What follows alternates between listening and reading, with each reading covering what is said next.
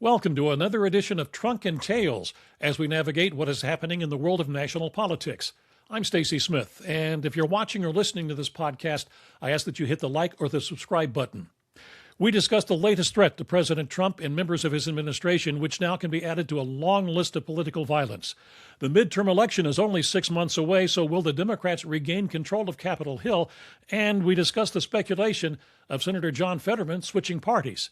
Those topics and more coming up in this edition of Trunk and Tales.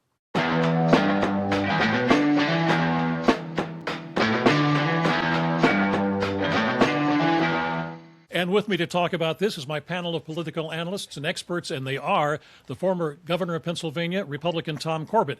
Mr. Corbett also served as the state attorney general and as the U.S. attorney for the Western District of Pennsylvania. Governor Corbett teaches law at Duquesne University. Joining me on the Democratic side is the Pennsylvania State Democratic Party chairman, Eugene DePasquale. Mr. DePasquale also served as the Auditor General for Pennsylvania, holding that office for 8 years. And prior to that, he was elected to the state legislature. He now teaches at Pitt and at York College. Also joining us on the Democratic side, Joe Mistic. Joe's background includes consulting Democrats across the state and serving in city government. Joe teaches law, and you can read his thoughts on life and politics in the Tribune Review. Normally joining us is Keith Schmidt, who was the state director for former Republican Senator Rick Santorum. Keith could not be with us today. Maybe he'll be joining us in the midst of the program. We're not sure. Now, gentlemen, thanks so much for joining me once again for Trunk and Tales. There are a lot of topics for discussion, so let's jump to the first one. Over the weekend, as you all know by now, another potential threat to the president, and this time also to several thousand gathered in a ballroom in Washington, D.C. Action by the Secret Service kept it from becoming a tragedy. Early reports indicate the suspected gunman's target was the president and members of his administration. Now, this latest incident can be added to a long list. 2 other attempts on President Trump, the killing of Charlie Kirk, the firebombing of Governor Shapiro's house here in Pennsylvania, the wounding of Gabby Giffords, the attack on Republican members of Congress during a baseball practice, and I think the list can just go on and on, unfortunately. Now, I know none of you advocate political violence, but Governor, I'd like to start with you. What are your thoughts about what is happening right now? Oh, I don't think we have enough time for this show. I think we live in a very tenuous time that is driven by social media. People have found their own niche of friends who all have the same beliefs, and they get upset. They communicate by the social media. If you look at this individual who was attacking the president, obviously he was on social media.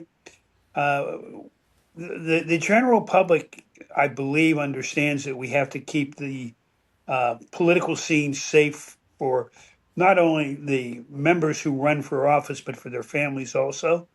But the notoriety that is attached to this by social media seems to attract some of the people that are on the fringes to do things that 30 years ago you would have never known that they existed, let alone that they would even try it. I'm kind of shocked by the ho-hum response we've gotten from many Americans. It's almost as if we've become accustomed to this. This is old hat. Now, we can't protect our children, and our children don't have the benefit of the Secret Service. And school shootings seem to generate the same response these days. We've just lost control of this. And 45 years ago, when there was an attempted assassination of President Ronald Reagan, 40 states individually acted to amend their crimes codes in response to that attempted assassination. We hardly get a rise out of people anymore when things like this happen. And I think that another part of it is that the truth is who knows what the truth is anymore. If you watch social media, you'll be astonished at the number of people who think that this was staged. It's a different time. The truth has no longer. We can no longer get our arms around it, whatever it is. And secondly, we become numb to things like this. Yeah, Stacy. I mean, I start off with it's obviously sad that the whole thing happened. You know, it obviously, apparently looks like the president was, and the cabinet were at least one of the targets, if not multiple other individuals. It's sad that that happens. It's also sad that along the lines of what Joe said, which is that it is sort of like, okay, now it's Monday. People moving on when, we were all a lot younger then, but when there was the attempt on Ronald Reagan, not only did this country sort of shut down that day, there was even talk about canceling the national championship basketball game that evening. Indiana was playing North Carolina. Why I somehow always remember, probably just because my kid, and it was such a relevant day to me growing up. There is no discussion about any of that today. Baseball games will go on as normal, and even though the governor and I are big baseball fans, that'll go on as normal. People are going on. And so I want to come back to something that the governor said. And look, the individual that did this is responsible, full stop, unless there's obviously a broader group of people involved. But it almost always comes back to these people living online and living in their own bubble of conspiracy theories. And if you let yourself, you can get torqued up about anything if you start going down those rabbit holes on YouTube and some of these other channels. So it is a cautionary world that, look, I'm not going to sit here and tell you I don't watch any of that stuff either. I'm not trying to pretend to be an angel about that. But it always comes back to whether it's on the far left or far right, and this one appears to be on the left, but we don't know that for sure, where these people just get torqued up online in social media world, and they begin to think that they are doing something. I want to be clear. They are wrong to think this, but they begin to think they're doing something that is benefiting some broader part of society, and that could not be anything further from the truth. Yeah, he allegedly called himself your friendly federal assassin. I mean, Yeah. this is. It's sick.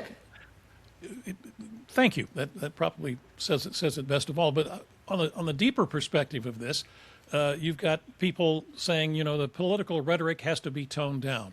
Well, maybe you can do that, but I think as Joe pointed out, and maybe the governor and you, Eugene, you don't know what's on social media anymore. And now with AI and the ability to change people's faces put them in places that they never were, it's beginning to be a little on the frightening side. Look, and maybe that's I would why say this. people- Like, I believe it's partly us, us that are in the arena, some in different roles, but in the arena.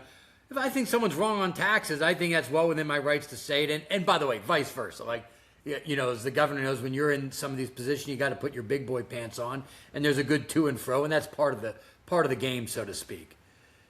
That's not where these ideas are coming from. This is not somebody who was watching some video on the nuanced position of why Trump's tariffs position were bad and then decided to go try to do this. This is deeper, darker stuff.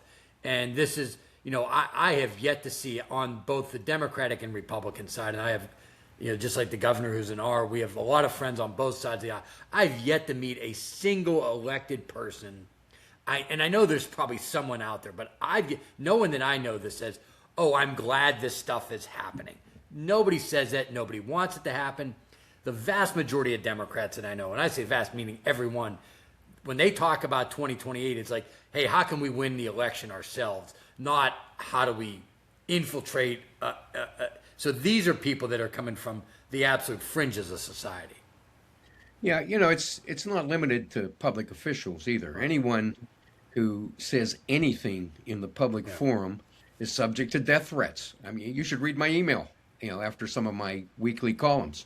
We're not going to tone down the rhetoric. If we lost control of the rhetoric long ago, and we just have to find a better way to respond to these things. Governor, why did you- It almost runs into this. The First Amendment is a integral part of our government, but an integral part of our society.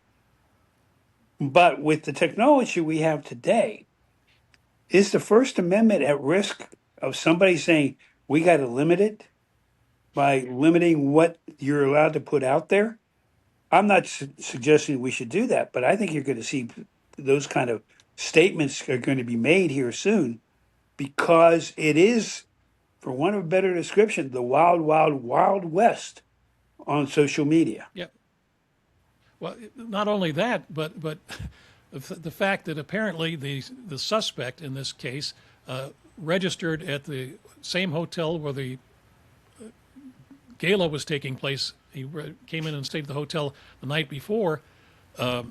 What changes are going to be done to to your civil rights at that point? When you check into a hotel, are they going to do background checks now because there might be a dignitary of some sort staying there? I mean, this is opening potentially a can of worms in a lot of different areas. I'm not being critical of it, but it is already sad how much protection is necessary. I have been to the governor's residence since the firebombing. I always thought it was rather quaint and cool that if the governor were outside, whether it was Governor Corbett or any, Governor Wolf, whatever, certainly Governor Shapiro, Governor Rendell, that if I happened to be walking by and they were outside, I could see them and wave. You cannot do that now. And that is not a criticism of any governor. That's just, it used to be like, yes, it was a residence. Obviously, it's a mansion. But you could walk down the street in Harrisburg, and if Governor Corbett was on the other side of the fence, hey, Gov, how you doing? As I was walking on the trail along the river. And that happened before. You can't do that now. It used to be that, again, the president was always a separate situation. But now the cabinet and the protections that go on there. So we've already done this. This Pennsylvania Speaker of the House, again, Joanna McClinton's a friend. I want to say this. This is not, again, a criticism. She's got state police detail now because of the threats against her. When I was a kid, I don't think anyone, I didn't know who the state house speaker was. And the idea that someone would try to take a shot at the state house speaker would have been the furthest thing from anyone's imagination. She now has state police detail. So this is extended well beyond where we were. Certainly when the Governor Corbett was in office, it's well beyond that now. I used to love people walking past me on the street. That was Our part of dogs would bark at everybody. that was part of the charm of it. People were walking their dogs, all that stuff, right by the governor. I mean, that was part of the charm of it. Is that, oh, there's the gov. How's he doing? Sad. Governor, I think you said in the past that there may have been one incident at least where the state police were a little concerned for you, for your safety. But it was in a public setting in southeastern Pennsylvania. Where no Republican should go, right? No, I'm joking. Well, the area that I was in there weren't too many Republicans to be found. But some people surrounded the car, but the state police handled them as we were getting in the car to leave from this location. But those times have changed. I mean, I would be much more cautious. Disappointing as to what they've done at the governor's residence. I don't necessarily. They needed to increase security.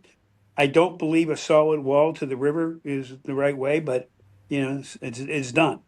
But and people who run for office initially don't really comprehend the potential threat to you.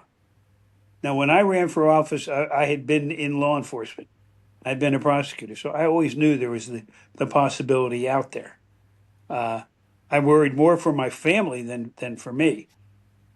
But it is a different time, and I suspect that we are going to lose, and not know it, a lot of good potential candidates for office out of the sheer common sense of why would I want to put myself and my family in harm's way? Stacey, I believe and this. people say their families. I mean, I could. It doesn't bother me, but you worry about your family. Your kids, all that stuff. Yeah. Yeah, right. Yeah, I believe that, and I say this. Governor Shapiro revealed it, but I believe this happened. Because President Trump a lot of times can put on a show for the cameras. But when that firebombing happened at the governor's residence, he did call Governor Shapiro and they had a private chat. One of the things he said to him was something along the lines of, "Are you sure you want to do this? Because this job is getting way more dangerous." It's That interesting. might be a scoop right there. I've never heard that one. Yeah. No, the gov said that, and that was, it has been sort of out there a little bit now. So, but he said, "Are you sure you want to do this? Job is getting more," because that's probably because every day he probably hears about the threats against him. Is probably what he's referring to. Very well be. Let's go ahead and turn to politics now. and that's the upcoming midterm election. So, as the state Democratic Party chairman, Eugene, I'll start with you on this one. That is, do the Democrats take back the House in the midterms, and what about the Senate? There's obviously a campaign season to happen, commercials and mailers and rallies and all that other stuff. So I take this with the appropriate grain of salt that the campaign season hasn't started yet. If you ask me today, I'd be surprised if we don't win the House. I think the Senate gets closer. We will see about, because we're on some pretty tough terrain trying to flip the Senate. To win the Senate, we'd have to win states, at least some combination of Iowa, Alaska, Texas, and there's a couple other states in there, and defeat a relatively popular incumbent in the state of Maine. So there's some challenges on the Senate. I do believe the House, especially with some of the redistricting that's happening, whether I like all these shenanigans or not on redistricting, the reality is it's an arms race on redistricting. I believe the Dems will win the House. It's probably a question of the size of that. Joe, your thoughts?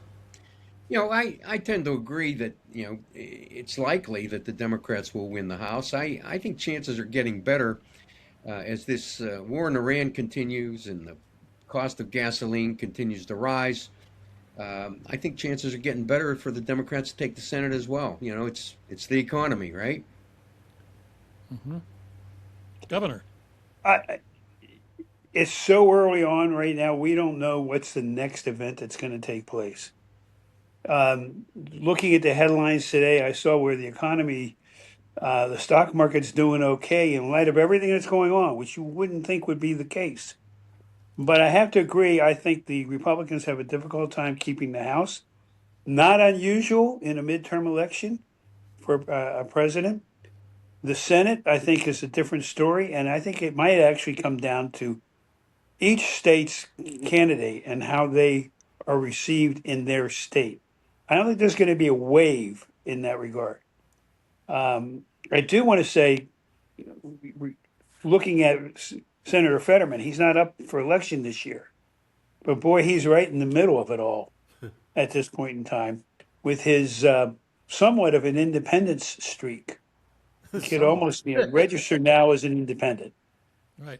Well, I want to get to Senator Fetterman in just a moment here, but getting back to the midterms, this is from the Cook Political Report, and that is that as it stands right now, any district that President Trump carried by 10 points or less could be in significant danger of flipping into Democratic hands. I think it goes down to around, I can't remember the exact number, but at the same time, as the Cook Political Report points out, the likability for Democrats is a negative 23 right now. So I mean, it's down to 23. There's a couple factors at play in this. Number one, the economy, and prices. And so the Democrats right now are the out party. And so the incumbents get blamed with what's going on, whether it be Iran, prices, what have you. There's no question about that. And I've been saying it from the beginning of the year, and certainly even going back to 2024. There were two things that had to happen for the Democrats to win the White House back. Not control a House, not to do well in the midterms. That is, for Trump to not do well, and I think he has more than fulfilled that end of the bargain. The second thing is for Democrats to re-grab the center and to come up with an agenda that can help unite the center, moderate left, moderate right of the party to win back the White House in 2028. We have a long way to go before that happens. I was going to mention that, Gene, that we see the extremes like the tail wagging the dog, in both parties at this point in time. But more so, I think, in yours at the moment. When I ran for office the first time, I had the Tea Party that I had to deal with. Even though I'm conservative, but a middle of the road conservative, and they were something that you had to deal with. Right. I'm looking at your various districts across the country, particularly following Texas, having lived in Texas for a short period of time. It's a jump ball as to which part of the Democrat Party controls them.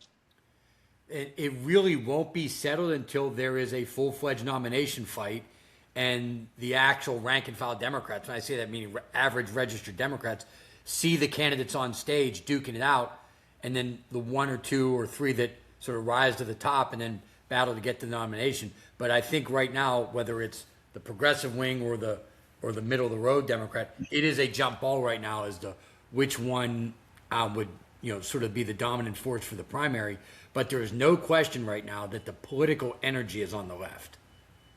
I think Yes. in these midterms, who the voters like the least is usually far more important than who they like the most. And right now, Trump's way ahead in that category. He is Right, but then- dominating the field in that area. Yes. All right, Yes. but here's the question: do Democrats run as anti-Trump, or do they go with the issues that they think might help them? I And think then Trump on the has other presented side, the how do anti-Trump. Trump has presented the anti-Trump campaign. Yeah. He's leading that campaign, and I just let him go. When your enemy's digging himself into a hole, let him keep digging. Joe's point, like again, I'm not sitting here telling you I'm advising every candidate for Congress in Oregon and Washington, but Trump handles the anti-Trump himself. He is going to continue to, and of course, every now and then you got to throw a jab to make sure people saw it, but he handles that. I still think there has to be an agenda on, and it's simple. Like, what are we going to do on healthcare? What are we going to do on the economy? Those two things, in addition to Trump's unpopularity, if we come up with two good things to run on healthcare and the economy, particularly why things are so expensive, and Trump continues to behave the way he is, then I think it's a pretty big year for us. Who knows? If someone's, we don't We- have we- that we magic haven't- to we- tell us what the world's going to look like in November. We have another incident, another attempt on Trump. What does that do? I mean, Right. does it hurt him? Does it help him? I don't know. Yeah, I'm not sure this last one. This last attempt did not rally the people around him as perhaps Butler did. Yeah. And Butler came at exactly the right time from a political perspective to give him that boost. And I still think that's one of the most iconic political campaign photos I've ever seen. It will go down in history with him raising his hand up in the air. It was, in terms of timing, it certainly inured to his benefit, and it's horrible to say that something like that, but these things do affect the electorate. This last one is Eugene said, it's Monday. We've moved on. I don't understand that. I'm still outraged that people are trying to change the direction of our government through assassination. No matter who you're for, no matter who you support, this is not the way we're supposed to change direction. Here's an interesting aspect of it, though. Of all the places to try to assassinate somebody, you do it in the middle of the White House Correspondents' Ball, with everybody in the media in D.C. present. What is the impact upon them today and in their future? What's their reaction? Because now they're part of the story. They're not reporting the story. They are the story. They were there, yeah. They were there. And I've talked to a couple of them, offline. Does it make them change their whole, I don't think it will, but their whole direction when they look at this and the threats and everything? This was one that I think we're going to see repercussions, a ripple effect for months and months to go. In what way, Governor? I think there's going to be calls for legislation again, as there always is after an assassination attempt.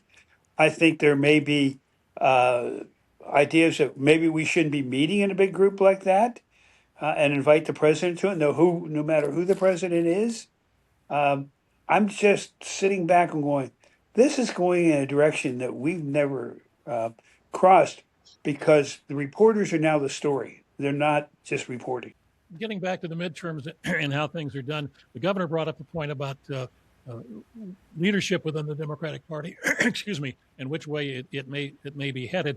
What do the Republicans do, Governor, to counter this Iran, inflation, gas prices, all this sort of thing? I suspect if we're talking about the U.S. House of Representatives, they've got to get a budget done. They've got to get all their pieces of legislation done. I'm not quite sure how they do that. But they've got to start working together with the Republicans in the Senate. If the two would work together, they need to get some pieces of legislation done that they consider to be the most important in the next 2 years. The fly in the ointment, though, is a distraction of Iran and what we're doing over there. And the president has not made it easy for them to get everybody on board. So I think the Democrats, I have two good Democrats here on board. They may just sit back and go, "Okay, you fix it." We'll move on to the other thing I said we talk about her before we're out of time, and that is that one of the more interesting stories in the past couple of weeks, speculation as to whether Democrat Senator John Fetterman might change parties. I don't think he's talked about it, but a lot of other people have been talking about it. So I stress it is speculation. Joe, this one is interesting. Yeah, it's interesting, but the Democrats I talk to pretty much agree. Good riddance, John, if that's where you want to head. He's not much of a Democrat, anyways. So I wouldn't. I certainly wouldn't mourn his departure. All right, not much of a Democrat anyway. I believe the percentages are siding with Democrats 80% in the Senate and 20%. Yeah, but it's not about percentages. It's about the big issues. And on many of the big issues, he's gone the other direction. So you cannot be a viable Democrat and support President Trump on a lot of the things that John Fetterman supports him on. Look, John Fetterman wrestled with Braddock. Okay, and I don't think he's doing much better in the United States Senate. So if he wants to be a Republican, God bless him. See you later. Take a run. But what if he switches to independent? Well, While he's I in think office? that too. I mean, I'm okay. It's just I don't know that I'd mourn his departure from the Democratic Party. From my perspective, I don't think he's even running again. That's interesting. I probably have a little bit of it. Is it? I'll just leave it as I have a little bit. Eugene's in a tight spot. Yeah, yeah. This is where the service is breaking up here. I don't believe he is going to switch, but I think there's a fair question of whether he runs again. Yep. Yeah. That's I think his health is an issue. okay. Well, gentlemen, thank you so much for joining us once again for this edition of Trunk and Tales. We'll hopefully meet again in the next couple of weeks, and we'll see whether the political stage is changed. Hopefully, we'll have more pleasant news to go over then too. Yeah, Be exactly. nice. Right. Yeah, it would be. Thanks, guys. See you soon. Thank you. So much.